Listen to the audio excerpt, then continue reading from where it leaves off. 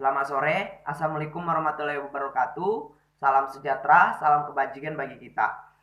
Pada hari ini, saya Hendriko Menropa, Saada, Dela Desrianti, dan Temi Saspatika akan menyampaikan hasil penelitian oleh Sidik Subigoyo yang berjudul Uji Aktivitas Antioksidan pada Ekstrak Daun Jambu Biji. Yang mana penelitian ini bertujuan untuk mengetahui aktivitas antioksidan pada daun jambu biji terhadap Escherichia coli dan Bacillus subtilis. Aktivitas antioksidan itu ialah aktivitas suatu senyawa yang bersifat menghambat terbentuknya radikal bebas pada tubuh. Selanjutnya akan dilanjutkan oleh Saada.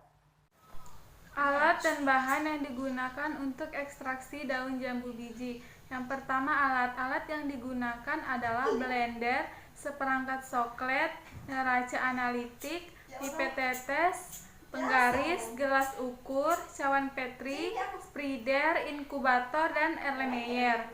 Yang kedua, bahan yang digunakan adalah daun jambu biji kering, N-heksana, metanol, kertas saring, kertas sampul, paper disk, dan media agar. Prosedur kerja ekstraksi daun jambu biji ini yaitu menggunakan 20 gram daun jambu biji kering. Nah, yang pertama kita blender terlebih dahulu daun jambu biji tersebut, kemudian dikemas dengan kertas saring. Setelah itu dilakukan ekstraksi dengan menggunakan 100 ml N-heksana menggunakan soklet selama 2 jam.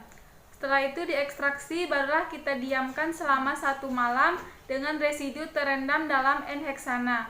Kemudian diekstraksi lagi dengan 100 ml metanol menggunakan soklet selama 2 jam.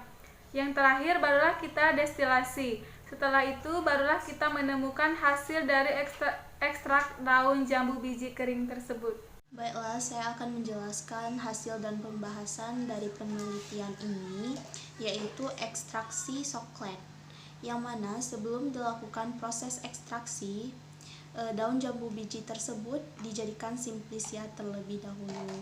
Nah, selanjutnya diekstraksi menggunakan penangas air selama 2 jam. Namun, harus diperhatikan agar tidak terjadinya bumping.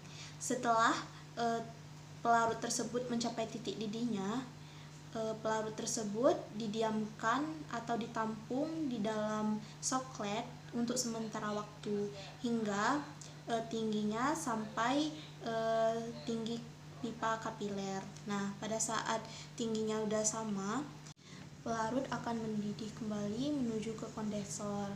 Nah, komponen yang dipisahkan tadi akan tetap berada di dalam labu alas bulat.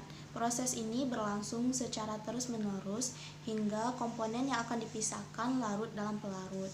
Nah, untuk ekstraksi dalam penelitian ini terdapat 2 langkah, yaitu ekstraksi dengan menggunakan pelarut N-heksana. Yang kedua, ekstraksi dengan menggunakan pelarut metanol.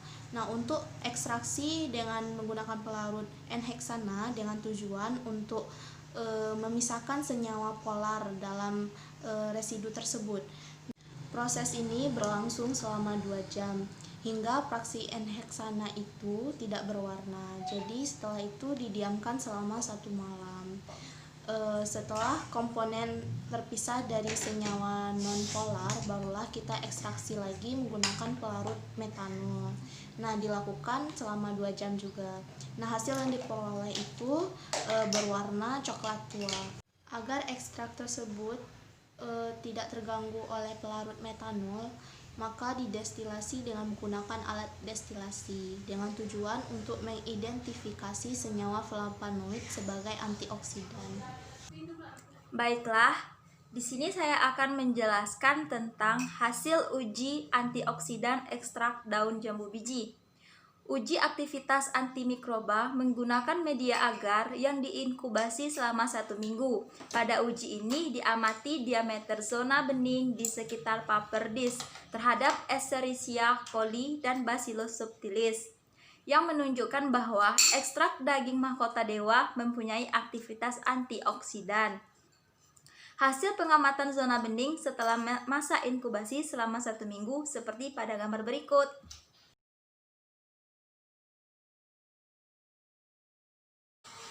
Berdasarkan gambar, dapat dilihat bahwa pada Escherichia coli dan Bacillus subtilis terdapat zona bening.